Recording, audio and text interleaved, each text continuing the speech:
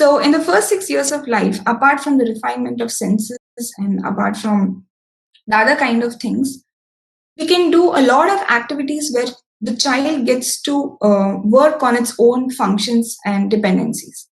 Taking care of self activities is a very good activity to start off with. The child can start brushing their teeth, taking bath, wearing their shoes, wearing their pants. They can all do it.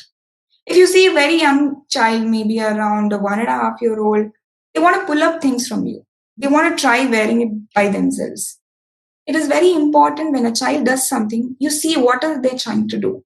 Is it some kind of development? Is it some kind of movement the child wants to master? Give enough opportunities for this child. Definitely, a 1 year old can't wear the pant on its own. Try to ask this child to lay their legs. You help the child. I'm sure this child will try to learn, master wearing its own dresses. We'll have to give simple dresses, simple dressing techniques to the child, right?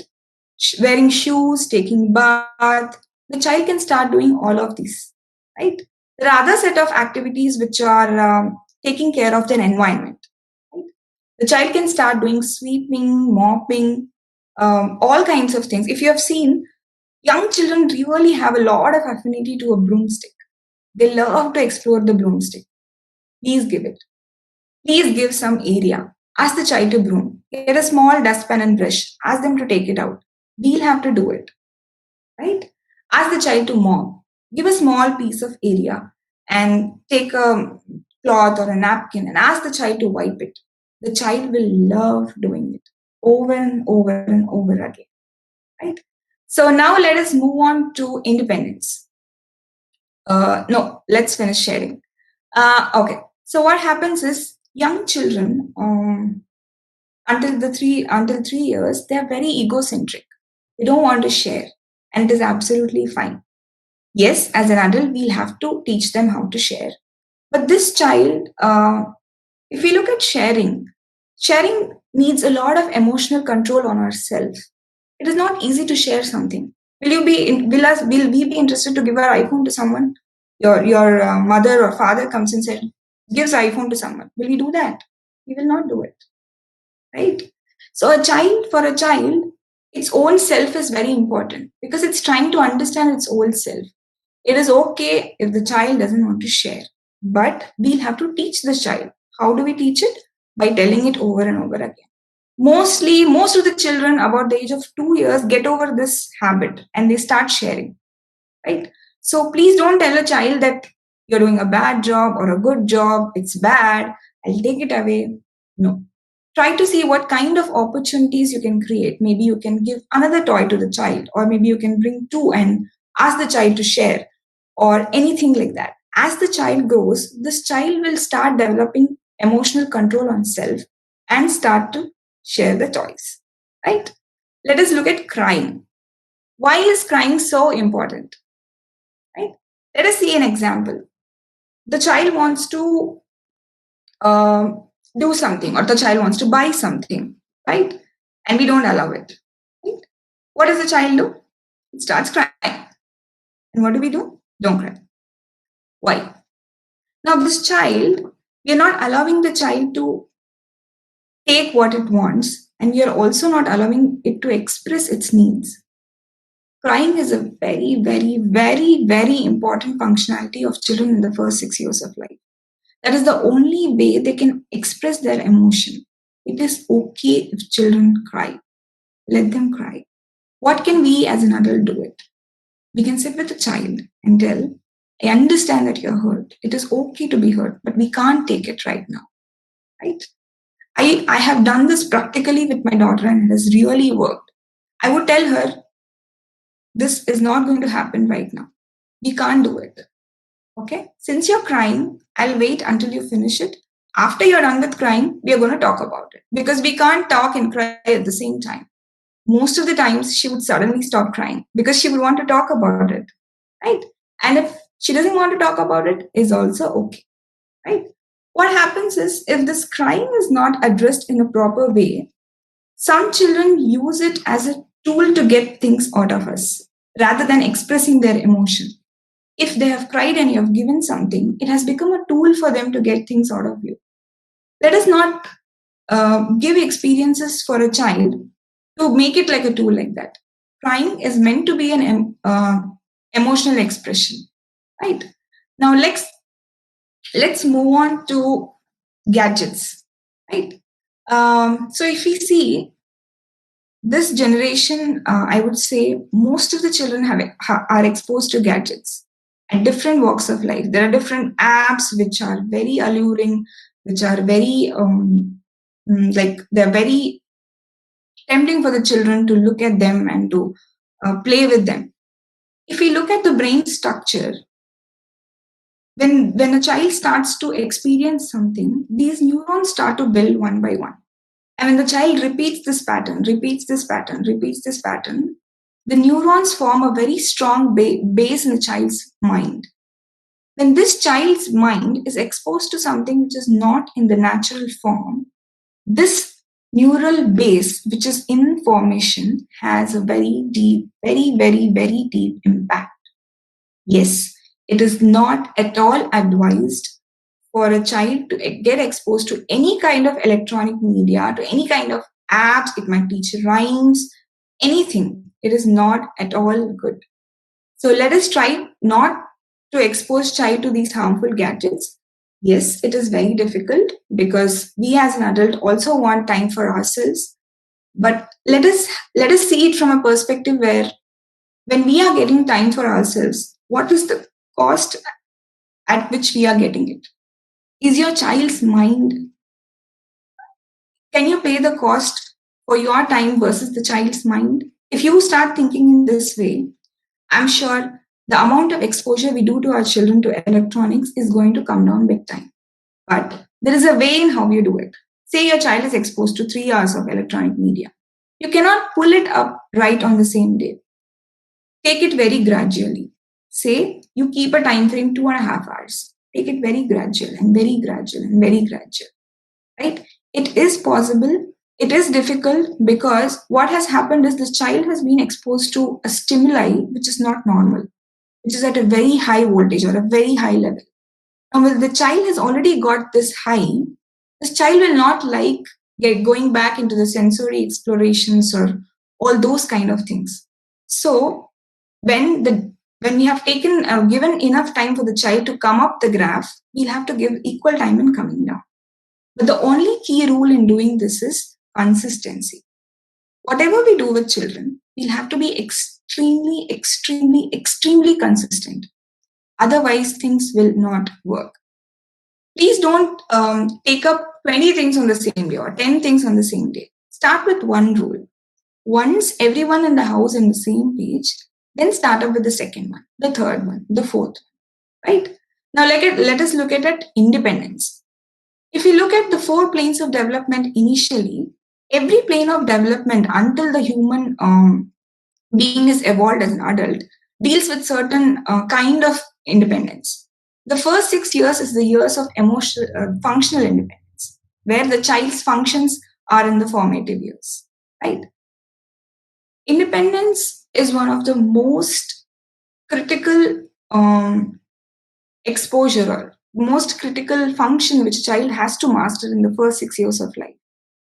The reason being, when a child is trying to do something and the child fails, the child tries to understand why it fails. And this child in the first 6 years of life is blessed with a very beautiful mind, which is the hormone, that is the hormonal changes which happens, which is responsible for the willpower in the child. If you see most of the children, though they fall down when they walk, they still try to get up. They don't need any motivation. They do it by themselves. Adult says yes, no, good. It doesn't matter. This child will walk at any cost because that is what the child is being pushed to. This child possesses extreme willpower to practice things which it has to master. And we as an adult have to give this independence to our children. Our child has to know the experiences of taking decisions, failing in life. Why do they take decisions? How do they fail in life? Give them a lot of experiences where they're exposed to a lot of chances where they can exercise their independence. Right? For an example, maybe a 2-year-old. right? Give them the choice of what dress they want to wear. Now, please don't open the whole cupboard and say, please pick up what you want, and the child picks up a raincoat or something. So when we give a opportunity for a child or an option for a child to choose, we'll have to respect their choice. So please make sure that what kind of options you're giving to a child. Maybe a 2-year-old, you can give two dresses and ask the child to pick it up. At a 5-year-old, the child knows what kind of dress to pick it up. Maybe a 10-year-old can go and pick up dress by themselves. Yes, it's absolutely fine. Please respect the child. The very important rule when we give choice to children, or anyone for that matter, is when we give them the choice to pick up, we'll also have to respect the fact that whatever choice they have picked up, don't go back on this. Give them enough opportunities to be independent by themselves, taking care of self activities, taking care of environment. These are the activities which help children in exercising independence, right? Now let us look at food. We all love food, right? We all have, I think that's the biggest thing which anybody can talk for hours together, right? We all talk about what kind of food, why doesn't the child eat this, that, blah, blah, blah, blah, blah, and all of it, right? If we look at a child who is about, say, 8 month or 5 month old baby, this child is not forced by any external source to ask for food. This child cries automatically, right? Why? Because the child is hungry. Now, as the child grows, maybe the child is 1 year, 1.5 year, or 2 years, the food patterns with which the child eats really goes on. If it's eating very good, I'm more than very happy for that.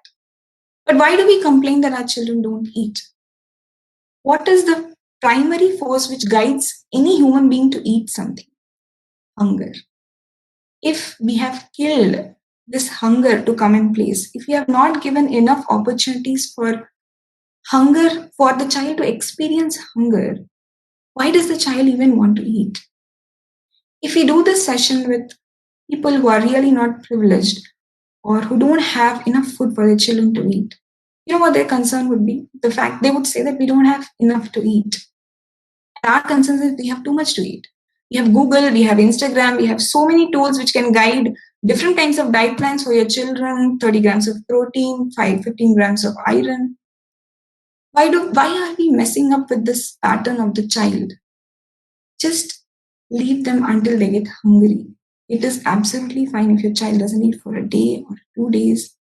Make up a routine. Try to involve the child in a lot of food activities. It's very nice. The child loves to wash vegetables. The child loves to wash the rice. Or if you see that there's a child there watching, like she's mixing up some batter, the child loves to do it. Give them a lot of opportunities for food. Now let us look, why is it a spiritual embryo? So I've tried to cover most of the topics. Each and every topic can be discussed for a day because every topic is very profound and it's very deep. I've tried to give insights on every topic for 2 minutes or 5 minutes because we have a time limit here, right? Spirituality always is something which is coming from within. We can have tools outside to guide us. We can have books outside based on certain experiences of certain people or something. We can have a lot of other techniques. But when we actually look at the actual way how a spirituality or a spiritual person evolves is, it is something which happens within the child. When we give freedom within limits, when we give enough exposure for the child to get independent, when we give enough exposure for this child to have more of real time experiences, it is then when this child is inner discipline. This discipline which comes from inside, which doesn't need any outside motivation, is what we are going to lay the foundation for the spirituality. Right? That is why it is called as a spiritual embryo, because this embryo is very delicate in the first 6 years of life. We'll have to nourish it, understand what are the factors needed for the children, and nourish it in a proper way so that this foundation is laid forever. If we look at most of the children, this foundation which has laid forever is going to be the blueprint of the human being which is going to come outside. We can always do corrections, yes, but we know when something is created, it is created. And when it is corrected, it is corrected. So let us have enough responsibility for in creating this embryo and giving it the nourishment which it likes, right? So there are a lot of discussions which are happening in our WhatsApp groups and in our Facebook page. Please join our WhatsApp group. There are a lot of discussions on child development. You can go through our blogs as well. There are beautiful articles written by a parent. It would be really great to have all of you with us discussing and sharing your experiences about your children, and it would be really nice, right? So let us see. I think we have about 10 minutes. I'll try to quickly answer the questions which you all have posted. Okay, from where can we get more information about best parenting books like online? Okay, so after this session, we're going to share a takeaway notes in which all the session points discussed is all detailed. You'll also get access to certain links to certain books where I'll guide you personally on what books can you read for your children. Okay, so the next questions are coming up. Okay. Can the child be exposed to 30 minutes of cartoon or screen time? Very interesting question. So, see, it is very simple. We know that the electronic exposure is going to damage the child. Now, it is up to us what amount of damage you want to give. You want to give a 3-hour damage or a 30-minute damage is up to us. A child doesn't need any kind of cartoon or screen time. It is absolutely not at all needed. Your child can be exposed to a lot of real-time experiences. That is all enough in the first 6 years of life. Okay, good morning, ma'am. My child is 9-year-old and has speech problem stammering. Can you suggest something so that his speech improves? Okay, so because your child is already 9-year-old, we'll have to take help of speech experts and try to see what kind of other activities we can do. Initially, if the child is exposed to any kind of electronics, you can completely stop it all the way. There are certain medicines, there are certain Ayurvedic herbs which we can use along with the therapies, and this will really help the child. Okay, the next question. I would like to know more about the limits of freedom. Okay, so it is very simple. Like for example, you have given your child, your child wants to experience the idli batter, or you have given a chance for the child to mash potatoes. You'll have to give the limit to the child. The child has to mash potatoes and put it in the bowl. That is limit. Freedom, how the child wants to do it, one hand, both the hands, no hand, this is freedom. Limit is designed by the adult and the freedom is given to the child. For example, you give a lot of pebbles or something to play. The child can play. And as long as the child is not damaging anything in the environment, it is absolutely fine. What will be the impact of hearing music shlokas as a kid? Is good to have scheduled times. It is very good if you can expose your children to as many shlokas, natural kind of music. If you have instruments, please do expose your children to it. You can primarily keep a certain time frame, maybe in the morning and the evening, and play it for about half an hour in the morning and the evening. So the child also gets a sense of time, like it's morning and evening now. What makes an 18-month-old to display anger by throwing the things, anything which they hold and love to play with, and again go back? Okay. So when this child is not given enough opportunity to satisfy their inner urges, when the child is usually told no to something, this child does that. You can hold the child and say that we cannot do it and it is okay. This child will slowly try to understand and, master that emotion. It is fine. How to manage anger management of a kid? Okay, so anger management, temper tantrums, they all arise from the same thing. The first important step is we will have to make sure that this child is not exposed to any kind of electronics. Make sure that all the natural urges, the sensitive periods are catered in a proper way. If the child is also exposed to any other children who has done this pattern, this child might repeat the pattern.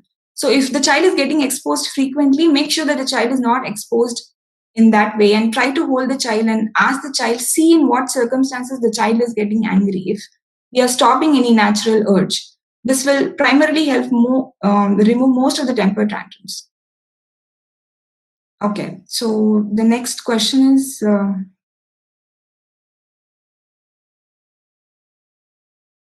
I don't see any question. Is there anything related to genetic with regards to development, like talking, walking? It's been 18 months since my daughter. I'm not able to read the question. I think it is about walking. No, it is not genetic. It can be genetic, but it is not primarily that your child has not to walk if there are any issues. You can try seeing different doctors. Usually, the limit of child for walking is 18 years. It is fine. My daughter started walking about 18 months or something like that. You can see if the child is being enoughly nourished and you're giving the right kind of food, the right kind of exposure. Maybe the child can see a lot of walking to happen. Even at 18 months, if your child is not at least holding something and walking, then you can go and see a. Okay. It is really difficult to handle the child with grandparents. How do we handle this? Very good question. So this question is something like, I really can't convince my partner. How can I handle him? Right. So the best thing is you can ask them to sit with you, try to explain the point of view, try to explain parenting, try to tell them that maybe, see, we cannot get a complete bargain. We can have a 50-50 bargain where we tell that in this circumstance, we'll go ahead with your decision. In this circumstance, let us go ahead with our decision. We can try multiple ways in how we. Child cries for brushing teeth daily, how to handle? Okay, very good question. What you can do is do not force the child initially. Children initially, even if they don't brush, it is absolutely fine when they're really young. You can go into the bathroom, start brushing the teeth, tell some story. Children love to listen a lot of stories. If you have told this in some kind of story, in some kind of thing, you tell something, there is a teeth, there is something inside, we daily do it. Don't force the child. Give enough exposure for the child to you to see to brush the teeth. The child will automatically start to do it. Okay, how to deal with differences between parents? How does it affect children? It does affect children because the child will get really confused on whom to go, and every time the child will easily know that is it mother or the father, and every time it knows which button to press at what point of time, right? It is very, very, very, very, very important. In spite of the whole world being on another page, the parents have to be on the same page. The parents can talk for n number of hours and see that they are on the same page. It is very important. Otherwise, it is very hard to discipline a children. Okay. When kid becomes really stubborn, even though they know what they do, how to handle. Same the temper tantrums, as I told you again. Try to see what kind of patterns are making the child very stubborn. Try to observe what has happened in the past that the child has become very stubborn. If the child is being stubborn for any natural urge or a development, try to give it in different parts of time in throughout the day so that the child doesn't exhibit this pattern at that point of time. Okay. During the lockdown, how can we make 3-year-old super active kid to get engaged because he keeps running at high speed and gets hurt? And it's okay, let your child run. If it is a safety issue, then see what kind of movement you create in the house. I agree with lockdown, the children are getting really hyper. And because the child is pushed to the movement, the sensitive movement, child will become a hyperactive child. It is absolutely fine. Create a lot of opportunities where the child can jump. Maybe you have a sofa or a table or a bed. Create more number of ways where the child can actually do those activities. It is okay if your bed or sofa or chair it's becoming old or something. If you have created certain activity and you have shown them in a particular way, they would not go and explore themselves and get hurt. And even if this hurt is on a very mild level, you can let the child do it initially because the child will understand that this is happens. But if it is a very serious level and it is a safety issue, please don't allow the child to do. Create more number of ways so that the child can do it. Give a lot of sensory development. Take the child into the kitchen. Give a lot of smells. Ask the child to play with water. Ask the child to touch the batter. To do all kinds of things which you are doing along with the child. This the child's energies will get much, much, much better. If you can take the child to sunlight, expose the child to sunlight, even this also helps.